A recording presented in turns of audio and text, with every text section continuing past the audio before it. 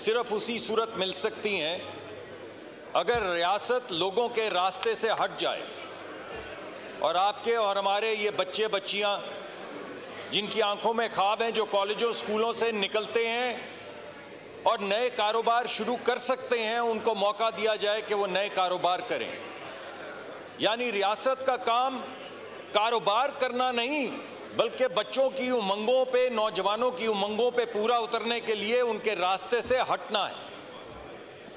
अगर सर किसी मुल्क के अंदर सबसे बड़ी एयरलाइन भी रियासत की हो, रेलवे भी रियासत की हो, सबसे बड़ी इंजीनियरिंग फर्म भी रियासत की हो, सबसे बड़ी इंश्योरेंस कंपनी भी रियासत की हो, सबसे तमाम पेट्रोलियम कंपनीज भी रियासत की हों, पेट्रोल बेचने वाली 50% से ज्यादा मार्केट शेयर रखने वाली पेट्रोल पंप की कंपनी भी रियासत की हो, गैस पैदा करने वाली कंपनियां भी रियासत की हों, गैस बेचने वाली कंपनियां भी रियासत की हों, स्टील मिल भी रियासत की हो, रियासत ही बिजली बनाती हो, रियासत ही बिजली बेचती हो, तो वो तमाम नौजवान जो कॉलेजों स्कूलों से पढ़ के बाहर निकलते हैं और इस उम्मीद पे निकलते हैं कि रियासत हमारे रास्ते से हटेगी और दीगर ममालिक की तरह हम बाहर निकल के कारोबार शुरू करेंगे, हम एयरलाइंस शुरू करेंगे,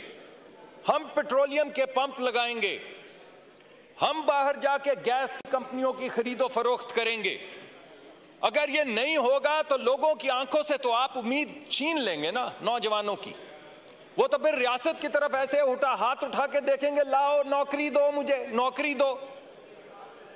तो रियासत फिर नौकरी देगी, रियासत नौकरी पैदा नहीं करेगी सर।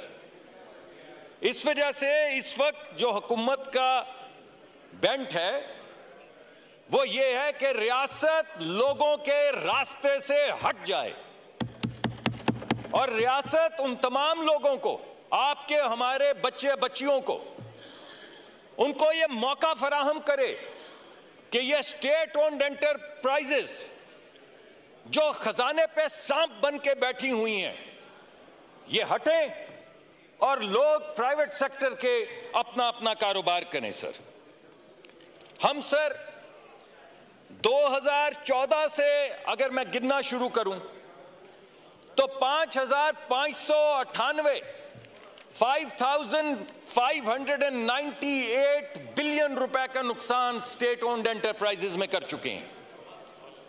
आप वैसे अगर 250 रुपए का डॉलर गिने तो तकरीबन 4 बिलियन डॉलर बनते हैं 1000 अरब में। तो जब आप 6000 अरब का नुकसान करते हैं तो आप 20 से 24 बिलियन डॉलर का नुकसान कर चुके हैं इन स्टेट ओन्ड एंटरप्राइजेस में सिर्फ पिछले 10 साल में। सर पिछले 1 साल का नुकसान जो है वो 950 अरब रुपए है, ये जो स्टेट ओन्ड एंटरप्राइजेस कर रही हैं। अगर आप चाहें तो मैं उनकी तफसील आपके सामने रख सकता हूं।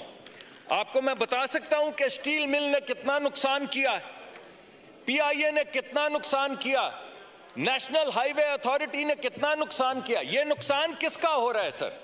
रियासत कोई चीज नहीं होती, रियासत होती है वो लोग जो टैक्स देते हैं। यह आपके मेरे टैक्सों का पैसा है जो स्टेट ओन्ड एंटरप्राइजेस जो हैं वो जाया करती हैं। इस वजह से हमने ये फैसला किया है साहब, चेयरमैन साहब, कि हम इन तमाम कंपनियों को जो रियासत चलाती है एक एक करके आहिस्ता आहिस्ता प्राइवेटाइज कर दें और आहिस्ता आहिस्ता अपने बच्चों की मुस्तकबिल के रास्ते से हट जाएं और वो जगह क्रिएट करें जिसमें नए लोग आके अपने कारोबार शुरू कर सकें। और वो जो अंग्रेजी में कहते हैं ना, जो पूरा यूरोप, पूरा अमेरिका, वहां पे कहानियां हैं रैग्स टू रिचेस की, यहां पे तो कोई ऐसी कहानी नहीं है। यहां पे तो रोज हमें यही कहते हैं कि रियासत और बड़ी हो जाए, एक आध और नौकरी मिल जाए, ग्रेड 1 की, ग्रेड 3 की, ग्रेड 14 की। तो हम ये चाहते हैं सर कि ये दस्तूर बदले। हमारी जो ये कंपनी जिसका जिक्र किया जा रहा है सर, ये कंपनी एक पुरानी कंपनी है, ट्रेडिशनल कंपनी है सर। पिछले 5 साल में फरसूदा निज़ाम की वजह से, फरसूदा सर टेक्नोलॉजी की वजह से 70 लोग अपनी जान खो चुके हैं इस कंपनी में, सिर्फ एक कंपनी में, पीएमडीसी में। सर हादसा होता है, कान में दब जाते हैं, कब्र भी वहीं बन जाती है जी। मगर क्योंकि पब्लिक सेक्टर में है ये, तो कोई पुरसाने हाल नहीं है सर। ठीक है, मिनिस्टर साहब थोड़ा ब्रीफ कीजिए, बिकॉज़ अभी 4 सवाल और आने हैं आपको। 2000 एम्प्लॉइज हैं, 2000 एम्प्लॉइज हैं सर इस कंपनी के। उन 2000 एम्प्लॉइज में से एक भी बंदा माइनिंग का काम नहीं करता। ये सारे वो बाबू हैं जो प्रोविंसेस से ठेके लेते हैं मिनरल्स के सर, और उसके बाद किसी और प्राइवेट सेक्टर की कंपनी को वो ठेका दे देते हैं। तो 2000 लोग, जिनमें से 900 लोग वो हैं जिन्हें मजदूरी भी नहीं मिलती पीएमडीसी से, वो काम करते हैं और उनको पुराने ज़माने की तरह कि इतना काम करोगे तो इतना नमक दे दिया जाएगा, इस तरह दिया जाता है। तो हमारा ये ख्याल है कि इसको और तमाम कंपनियों को सर आहिस्ता आहिस्ता प्राइवेटाइज किया जाए, रास्ते से हटा जाए, नए कारोबार शुरू करवाए। शुक्रिया। असद कैसर साहब टू आप।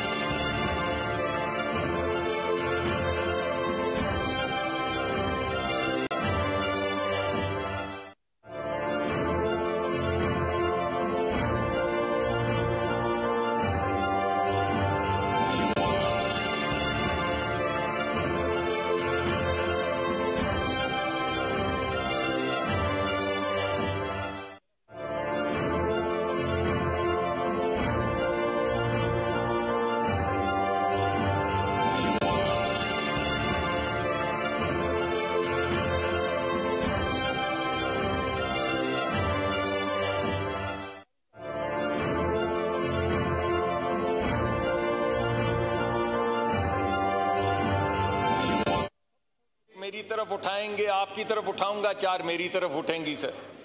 हम पिछले 60-70 साल से सब यहाँ पर बैठे हैं सर। अब अगर एक अच्छे रास्ते पे जा रहे हैं प्राइवेटाइजेशन के और कोशिश कर रहे हैं कि रियासत हट जाए, तो हटा लेने दें सर। अगर कोई काम अच्छा नहीं हुआ और अब होने लगा है तो हो लेने दें सर थोड़ा, और आपकी सपोर्ट से होगा। ये इदारा तो एक वफाकी इदारा है सर।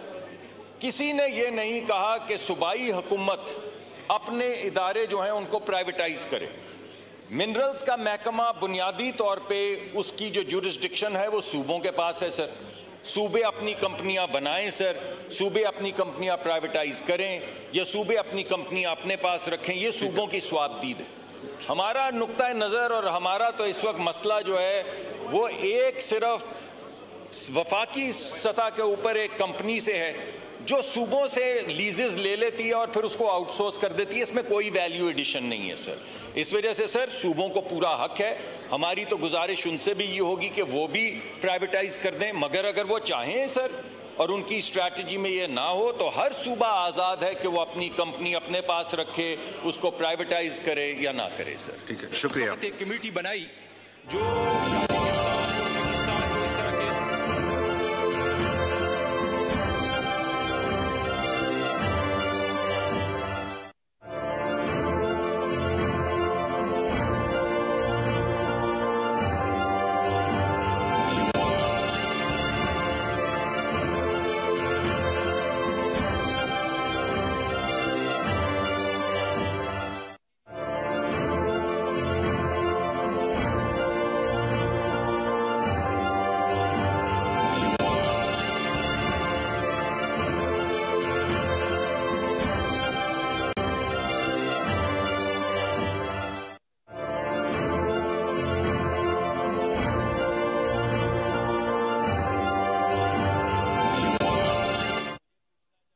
सर मैंने तो नहीं कहा, मैंने तो आपको कहा कि तकरीबन तमाम मिनरल्स जो हैं वो तो सूबों के पास है सर, बेशक मत बेचें, हमने तो कहा ही नहीं बेचें, और अगर आपको बेचनी है तो बेशक बेच दें सर, हमने ये भी नहीं कहा आपको बेचें, हमने ये भी नहीं कहा आपको रखें सर, ये तो कंप्लीटली आपकी अपनी, हमारी तो एक छोटी सी कंपनी है सर, लेकिन आपके इलाके में उसने क्या काम किया और उसके पास कितनी मिनरल्स हैं सर, इस वक्त मेरे पास वो डेटा मौजूद नहीं है, मैं हाजिर हो जाऊंगा सर आपके पास।